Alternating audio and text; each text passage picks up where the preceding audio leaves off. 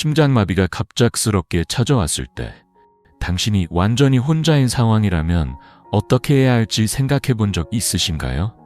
상상만 해도 두려운 일이지만 실제로 이런 상황은 우리가 예상하는 것보다 더 자주 발생합니다. 많은 사람들은 시간이 좀 있을 거라거나 누군가가 곧 도와줄 거라고 막연히 기대합니다. 그러나 진실은 심장마비가 시작된 후 처음 몇 분이 가장 중요하다는 사실입니다. 바로 그 몇 분 안에 무엇을 하느냐에 따라 생사가 갈릴 수 있습니다.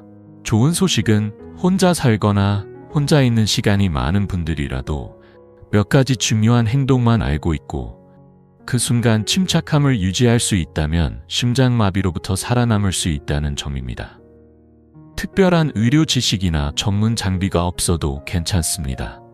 필요한 것은 준비된 마음가짐과 정확한 행동입니다. 지금부터 우리는 그 중요한 단계들을 하나씩 알려드릴 것입니다. 초기 증상을 어떻게 알아차려야 하는지, 그 순간 어떤 약을 복용하면 좋은지, 심장이 무리하지 않도록 어떻게 몸을 안정시킬 수 있는지, 그리고 도움을 기다리는 동안 스스로를 지키는 간단하지만 결정적인 방법까지 모두 다룹니다. 특히 마지막 몇 단계는 많은 사람들이 쉽게 놓치기 쉬운 부분이지만 실제로는 당신의 생명을 지켜줄 수 있는 열쇠입니다. 지금 이 순간부터 내 몸이 보내는 미묘한 신호들을 외면하지 않는 법을 함께 배워봅시다. 그 첫걸음은 심장마비가 시작될 때 몸이 보내는 아주 초기의 경고 신호를 인식하는 데서 시작됩니다. 이는 단순히 가슴의 통증만을 의미하지 않습니다.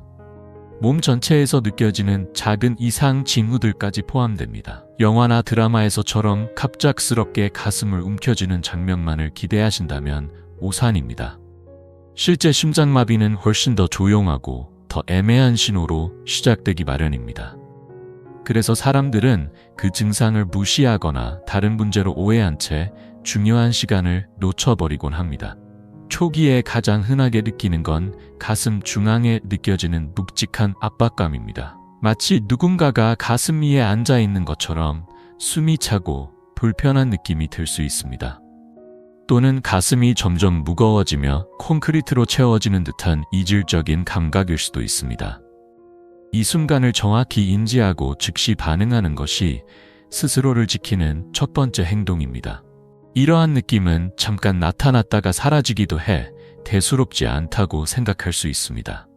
하지만 그 증상이 몇 분 이상 지속되거나 반복적으로 나타난다면 절대 망설이지 마세요. 실제로 심장마비는 우리가 흔히 알고 있는 극적인 가슴 통증 없이도 시작되는 경우가 많습니다. 예를 들어 가만히 앉아 있는데도 언덕을 오른 듯 숨이 차거나 답답한 느낌이 들 수 있습니다. 이러한 증상은 특히 주의를 기울여야 합니다. 또한 일부 사람들은 가슴이 아닌 팔이나 어깨, 심지어 목에서 불편함이나 통증을 느끼기도 합니다. 이외에도 어지럼증이나 식은땀, 메스꺼움, 속 울렁거림 같은 증상이 나타날 수 있습니다. 특히 고령자나 여성의 경우 전형적인 가슴 통증보다는 등, 위, 턱 등 다른 부위에서 압박감이나 불쾌감을 먼저 느끼는 경우가 많아 더욱 세심한 주의가 필요합니다. 실제로 74세의 리처드 씨는 부엌 식탁에 앉아있던 중 배꼽 아래쪽에서 묘한 조임과 소화불량 같은 느낌을 받았습니다. 처음에는 대수롭지 않게 여겼지만 곧 호흡이 불편해졌고 손에 식은땀이 흐르기 시작했습니다. 다행히 그는 과거에 심장마비가 반드시 통증으로 시작되는 것은 아니라는 정보를 접한 적이 있었기에 곧바로 이를 무시하지 않고 즉시 조치를 취했습니다.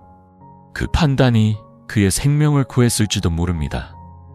우리 몸은 위급한 상황에서 갑작스럽게 경고음을 내기보다는 처음에는 조용한 신호를 보내며 도움을 요청합니다.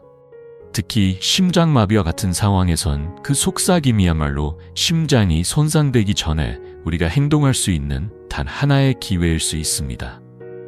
우리가 흔히 생각하는 가슴을 움켜쥐며 쓰러지는 극적인 순간이 오기를 기다리다가는 이미 너무 늦은 상황이 될 수 있습니다. 그러니 다음에 어떤 이질적인 증상이나 압박감, 설명하기 어려운 불편함이 느껴진다면 혹시 심장이라는 의심을 우선 해보세요. 그 한 번의 의심과 빠른 반응이 생사를 가를 수 있습니다.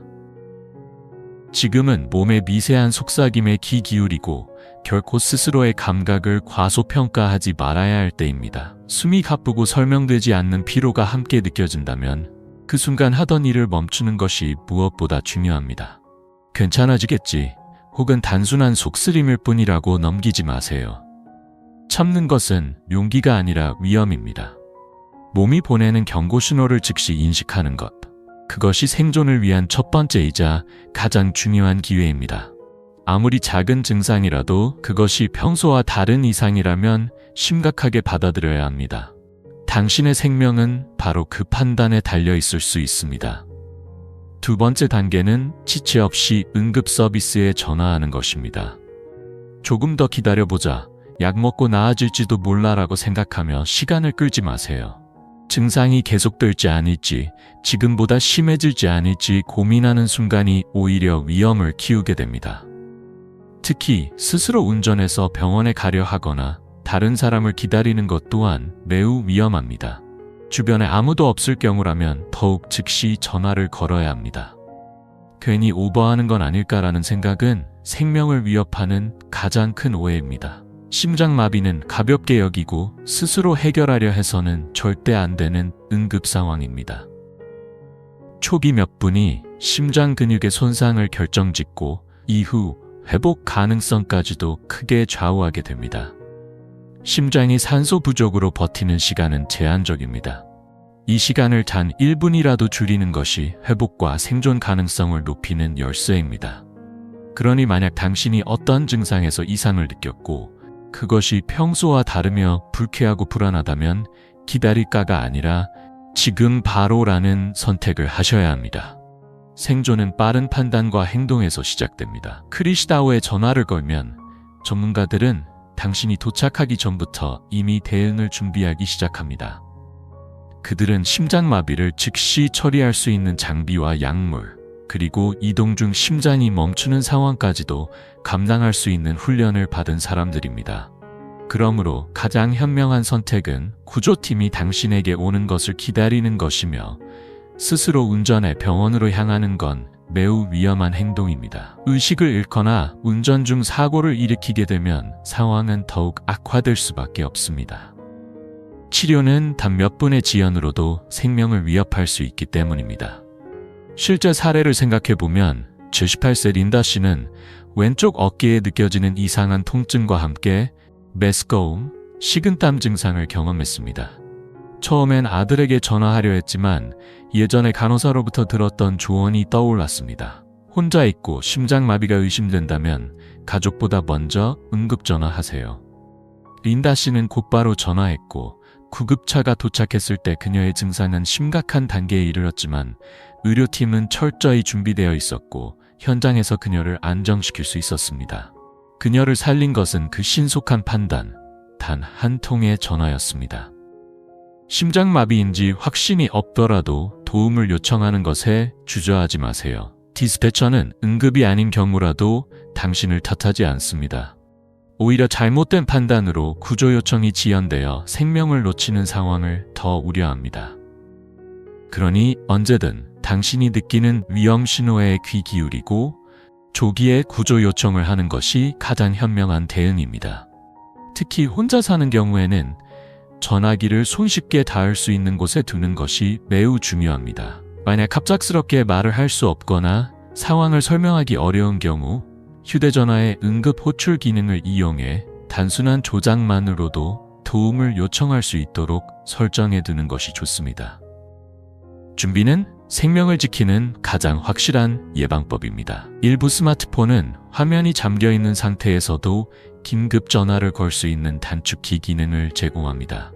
사용 중인 기기에서 해당 기능의 위치를 미리 익혀두고 비상시 쉽게 활용할 수 있도록 설정해 두는 것이 중요합니다. 세 번째 단계는 매우 단순하지만 심장마비 초기 대응에서 생명을 살릴 수 있는 결정적인 조치입니다. 바로 아스피린을 씹는 것입니다. 삼키지 말고 천천히 그리고 침착하게 씹어주세요.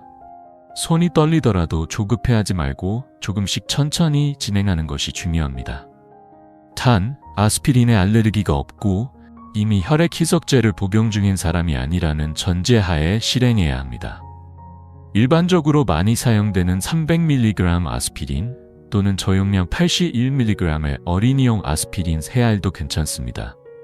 집에 아스피린이 있다면 가장 일반적인 정제 형태여야 합니다. 아스피린은 혈액을 묽게 만들어 혈전이 심장으로 가는 관상동맥을 막는 것을 지연시키거나 방지하는 데 도움을 줍니다. 이것이 바로 심장마비 생존율을 높이는 핵심 원리입니다. 삼키는 것보다 씹는 것이 훨씬 빠르게 체내에 흡수되며 실제로 연구에 따르면 도움을 받기 전까지 몇 분간 혈류를 어느 정도 회복시켜 줄 수 있다고 보고된 바 있습니다.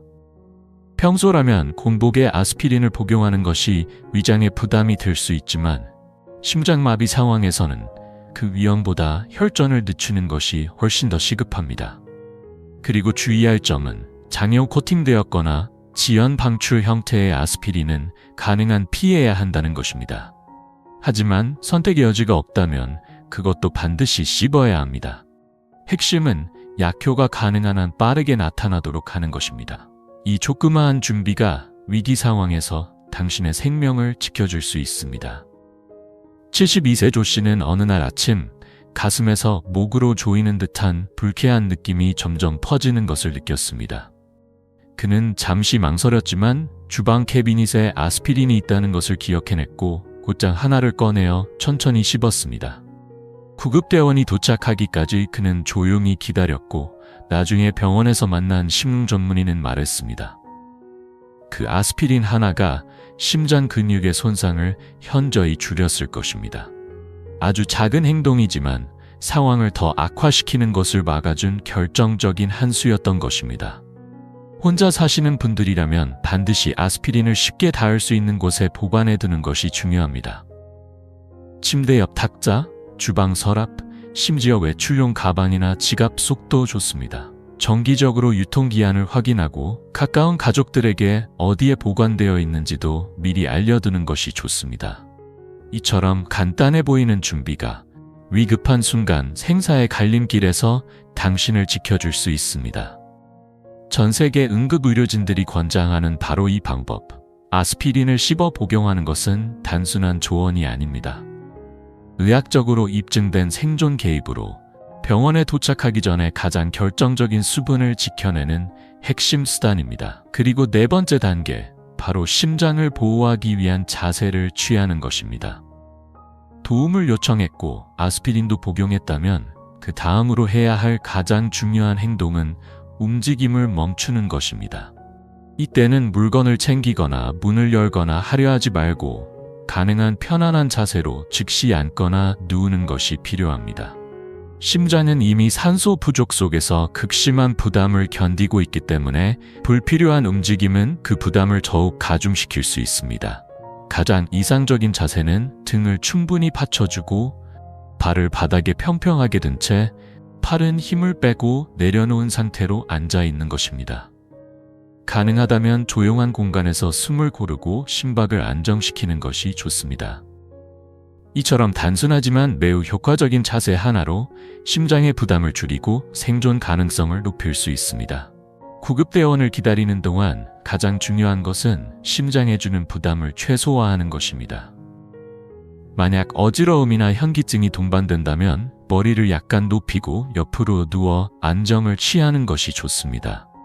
이때 가장 조심해야 할 점은 불편함을 억지로 참으려 하지 않는 것입니다. 평소라면 꾹 참고 일상으로 복귀하려는 태도가 미덕일 수도 있지만 심장마비가 의심되는 순간에는 그 태도가 치명적인 결과를 초래할 수 있습니다. 도움을 요청한 후 아무것도 하지 않고 가만히 있는 것이 왠지 민망하거나 무기력하게 느껴질 수 있습니다. 그러나 그건 결코 아무것도 하지 않는 것이 아닙니다. 그것은 오히려 심장이 안정될 시간을 벌어주는 가장 현명한 행동입니다. 가만히 앉아 호흡을 천천히 고르고 긴장을 내려놓는 것만으로도 산소 소모를 줄이고 심장의 부담을 완화할 수 있습니다. 81세의 앨리스 씨의 사례가 좋은 예가 될 수 있습니다. 어느 날 그녀는 갑자기 가슴을 가로지르는 압박감을 느꼈고 순간적으로 주방 정리를 마쳐야겠다는 생각이 들었습니다. 하지만 예전 주치의가 강조했던 말이 떠올랐습니다. 심장에 문제가 생겼다고 느껴진다면 그 어떤 일보다 먼저 앉으세요. 다른 모든 것은 기다릴 수 있어요. 그녀는 그대로 안락의자에 앉아 구급차가 도착할 때까지 조용히 기다렸습니다. 이후 병원에서 의료진은 그녀가 무리하게 움직였다면 심정지로 이어질 수 있었을 것이라고 말했습니다. 이처럼 심장에 이상이 느껴진다면 그 즉시 하던 일을 멈추고 편안한 자세를 취하는 것이 가장 중요한 조치입니다. 심장은 휴식을 필요로 합니다. 당신의 평온함이 곧 생명을 지키는 첫걸음이 될 수 있습니다. 가능한 한 움직임을 최소화하면서도 안전한 위치로 이동해 앉거나 누워 휴식을 취하는 것이 중요합니다. 이때 몸은 오직 하나의 목표, 생존에만 집중할 수 있도록 도와줘야 합니다. 팔걸이 없는 의자에 앉아 있다면 몸이 구부정해지지 않도록 척추를 바르게 세워주는 것이 좋고, 호흡이 잘 통하도록 가슴과 배가 편하게 열려 있는 상태를 유지하세요. 자세가 안정되고 반듯할수록 심장은 더 적은 노력으로 혈액을 순환시킬 수 있어 부담이 줄어듭니다. 그리고 만약 약간의 힘이 남아있다면 그 다음으로 할 수 있는 가장 실질적이고 중요한 조치는 응급대원을 위해 현관문을 미리 열어두는 일입니다. 이 작은 준비가 위급 상황에서 생명에 직결될 수 있는 소중한 시간을 절약해줍니다. 대부분의 응급 상황에서는 단 몇 초, 몇 분의 차이가 회복 가능성을 결정짓기 때문입니다. 물론 구급대원들은 문이 잠겨 있을 경우 강제 진입 훈련을 받은 전문가들입니다. 하지만 강제로 문을 열면 시간이 더 걸릴 뿐 아니라 현관이 손상될 위험도 있고, 당신이 그 근처에 있다면 다치거나 놀랄 수도 있습니다. 그렇기 때문에 의식이 있을 때 미리 문을 열어두는 것이 그들의 접근을 빠르게 하고 즉시 응급처치를 받을 수 있는 가장 효과적인 방법입니다. 특히 혼자 사는 경우 아파트나 공동주택단지처럼 보안이 철저한 환경에선 이러한 상황에 대비해 사전에 점검해 두는 것이 중요합니다. 예를 들어 문이 안에서 쉽게 열릴 수 있도록 되어 있는지, 주소 표기가 외부에서 잘 보이는지, 비상시 접근 가능한 예비 열쇠가 주변에 있는지 등을 미리 확인해 두세요. 평소에는 별 문제 없어 보이는 작은 점검 사항들이 위급한 순간에는 생명을 지켜주는 준비가 되어줄 수 있습니다. 76세의 폴 씨는 작은 콘도에서 혼자 지내고 있었습니다. 어느 날 갑작스럽게 가슴에 이상한 압박감이 느껴지기 시작했을 때 그는 재빨리 119에 전화를 걸고 곧바로 아스피린을 씹은 뒤 현관문을 열어두었습니다. 이 모든 과정을 단 2분 만에 해낸 그는 나중에 응급대원으로부터 들었습니다. 문이 열려 있었기에 강제 진입 없이 바로 들어올 수 있었고, 당신에게 도달하는데 30초는 더 빨랐습니다. 폴 씨는 말했습니다. 그 순간에는 그런 행동이 마지막으로 하게 될 일이란 생각은 전혀 들지 않았습니다. 하지만 아마 그 행동이 제 생명을 지켜줬을지도 모릅니다. 물론 만약 몸 상태가 심각해 현관까지 이동하는 것이 너무 무리라면 억지로 움직이지 말고 그 자리에서 호흡을 안정시키는 것이 우선입니다. 그러나 만약 문 가까이에 있고 안전하게 움직일 수 있다면 문을 미리 열어두는 것은 단순하지만 매우 효과적인 생존 전략이 됩니다. 특히 고령자나 거동이 불편한 분들은 스마트 도어락이나 비상용 열쇠 보관함을 설치해두는 것도 고려해 볼 수 있습니다. 이처럼 작은 준비가 위급한 순간에 구조대원에게 나는 준비되어 있다는 강력한 신호가 되어줄 수 있습니다. 구조대원이 나머지 조치를 빠르게 시작할 수 있는 환경을 만들어주는 것이지요. 이제 6번째 단계로 넘어갑니다. 그것은 바로 전화기의 스피커 기능 혹은 의료 알림 기능을 적극적으로 활용하는 것입니다. 심장마비 증상이 시작되어 혼자 있는 동안 전화는 단순한 의사소통 도구를 넘어서 생명을 잇는 실질적인 생명줄이 됩니다. 이럴 때 가장 현명한 방법 중 하나는 전화를 스피커폰 모드로 전환하는 것입니다.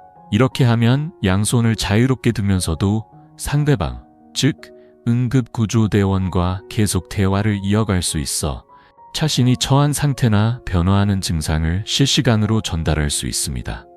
이 작은 차이가 응급처치의 방향을 결정짓는 데 큰 도움이 됩니다. 이처럼 스피커폰 기능을 사용하면 전화기를 손에 쥐고 있을 필요 없이 구조대원과 계속해서 의사소통을 이어갈 수 있어 더 침착하게 호흡에 집중할 수 있습니다.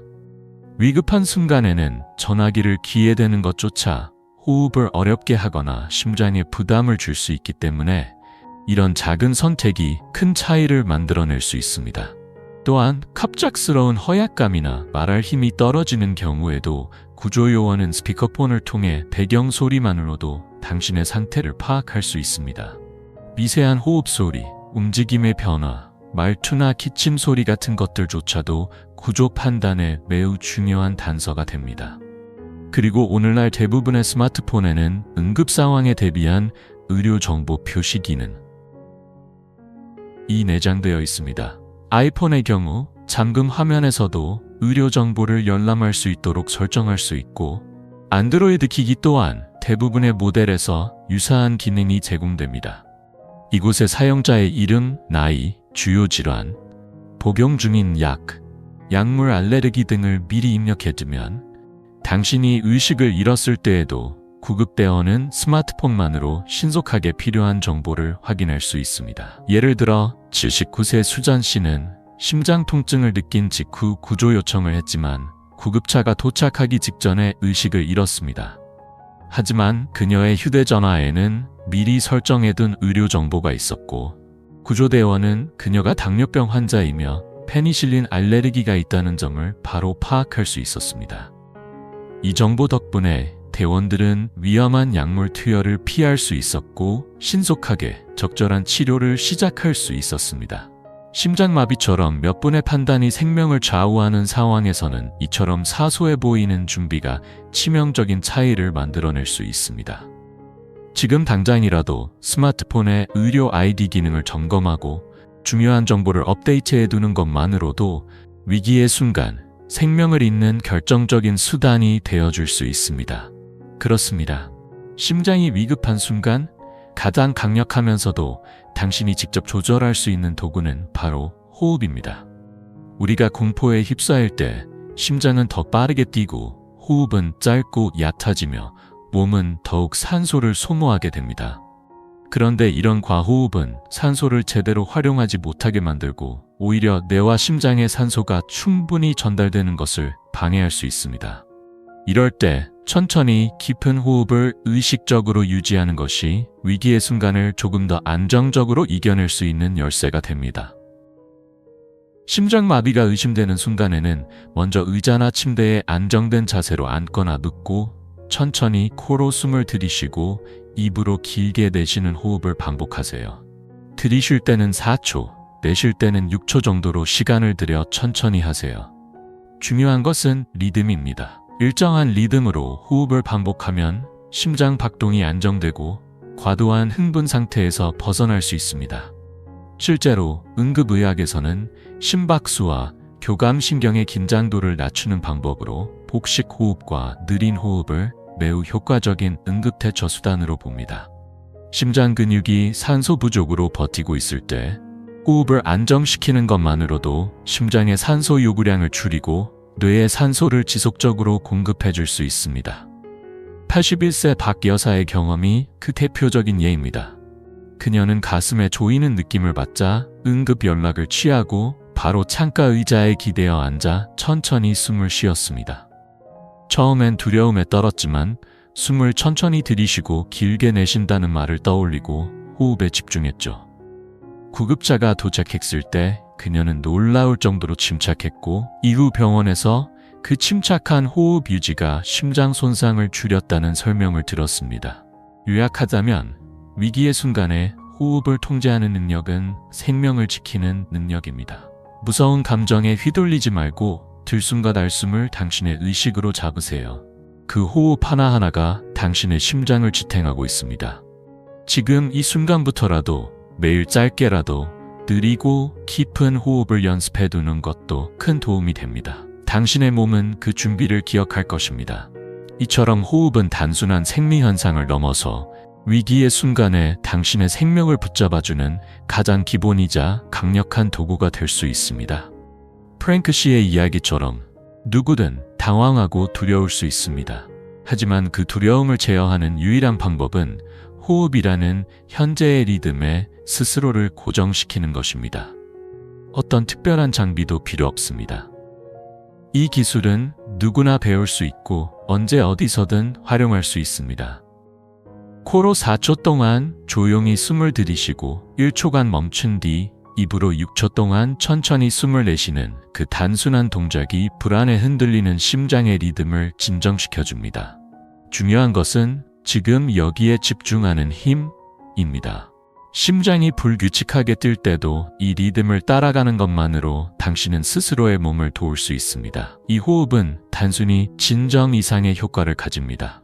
스트레스 호르몬의 과잉 분비를 줄이고 부정맥과 같은 심장의 급격한 변화를 막아주는 방어벽이 되어줍니다. 몸이 패닉 상태에 빠지는 것을 막고 구급대원이 도착할 때까지 당신의 생명력을 유지하게 만들어줍니다. 83세의 프랭크 씨처럼 호흡 하나에 집중하며 공포가 아닌 생존에 집중할 수 있었던 사람들은 위기에서 회복될 확률이 훨씬 높습니다. 그의 말처럼 침착해라, 살아남아라는 주문을 속으로 되뇌이며 리듬을 잃지 않고 호흡을 이어나가세요. 그 짧고 단순한 호흡들이 결국은 심장마비라는 거대한 위기를 견디게 만드는 디딤돌이 될 것입니다. 이 호흡법은 일상의 어느 순간에도 연습할 수 있습니다. 산책 중에도, TV를 보면서도, 또는 잠들기 전 조용한 시간에도 익숙해지면 위급 상황에서 본능처럼 몸이 그 리듬을 기억하게 됩니다. 호흡은 심장의 혈관을 직접 고치는 도구는 아니지만 그 절박한 몇 분을 버틸 수 있게 도와주는 강력한 방패입니다. 산소가 몸에 더 오래 머물 수 있도록 돕고 심장이 무너지지 않도록 마지막 힘을 보태줍니다. 그리고 때로는 도움이 도착하기 직전의 그 짧은 순간에 바로 이 호흡이 생명을 지키는 유일한 힘이 될 수 있습니다. 그러니 조용히 깊이 숨쉬며 말하세요. 괜찮아. 지금 할 수 있는 건 이것뿐이야. 하지만 이것만으로도 충분해. 마지막으로 꼭 기억해 두세요. 심장마비를 혼자 이겨내는 것은 단순한 행운의 문제가 아닙니다. 그것은 철저한 준비와 빠른 인식, 그리고 침착한 실천에서 비롯됩니다. 여기까지 함께 정리한 7단계는 각자 따로 보면 단순해 보일 수 있습니다. 하지만 이 단계를 하나로 연결해 내 몸의 반응으로 만들면 그것은 생명을 구하는 가장 강력한 방어체계 됩니다. 이상 신호를 무시하지 말고 즉시 인식하세요. 주저하지 말고 즉시 응급 연락을 하세요. 아스피린이 있다면 천천히 씹어 드세요. 편안한 자세로 앉거나 누워 심장에 부담을 주지 마세요. 문을 열어두어 응급구조대가 바로 들어올 수 있게 하세요. 휴대폰의 스피커와 의료정보 기능을 활용하세요. 호흡을 조절하여 심장 리듬을 안정시키세요. 이 모든 것은 결국 하나의 메시지로 기결됩니다. 당신은 스스로를 지킬 수 있습니다. 준비하고 신호에 귀 기울이며 자신의 몸과 함께하는 법을 익히세요. 그것이 바로 생존으로 가는 가장 현명한 길입니다. 이 각각의 행동은 단지 응급 대응의 절차가 아니라 당신에게 더 많은 시간을 벌어주고 생명을 지키는 실질적인 힘을 줍니다. 혼자일지라도 결코 무력하지 않다는 사실을 기억하세요. 심장마비는 고독 두려움 속에서 시작될 수 있지만 당신의 안에 이미 대응할 수 있는 힘과 방법이 있다는 것을 잊지 마시길 바랍니다. 오늘 소개된 단계 중에서 어떤 부분이 가장 인상 깊으셨나요? 혹시 지금까지는 미처 생각해보지 못했던 준비나 행동이 있었나요? 오늘 배운 내용을 단순한 정보로 넘기지 말고 당신의 삶에 어떻게 적용할 수 있을지, 그리고 소중한 사람들과 어떻게 나눌 수 있을지를 깊이 고민해 보시기 바랍니다. 그 한 가지 실천이 당신뿐 아니라 누군가의 생명을 지킬 수 있습니다. 오늘 이 시간을 함께 해주셔서 진심으로 감사드립니다. 당신의 생각을 나눠주세요. 아래 댓글에 오늘 가장 기억에 남는 한 가지와 그것을 당신의 일상에 어떻게 실천할 계획인지 남겨주세요.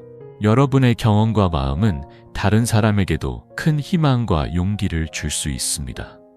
이 영상이 도움이 되셨다면 좋아요와 구독 그리고 필요한 분들과의 공유도 부탁드립니다.